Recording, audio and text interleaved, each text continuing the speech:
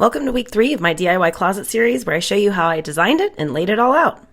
First, I took the measurements of the room, and then because I'm a really visual person, I went onto the IKEA site where they have this IKEA Packs Planner. I then entered all of the dimensions for my room, and I was able to start adding the frames to determine how many frames I needed, what size I needed, the depth, and everything. And how cool is this? You just drag it and drop it, and just keep going. And then you can add little components like shelves, drawers, pants hangers, anything you can find on there.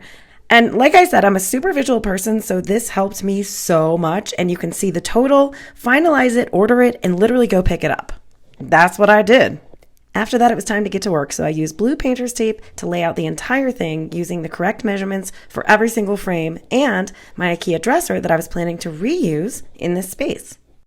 And this is the part where I tried to determine whether my clothes would actually fit in there without popping out. I highly recommend going deeper than the 14-inch frames because I could only use child hangers now. Whoops.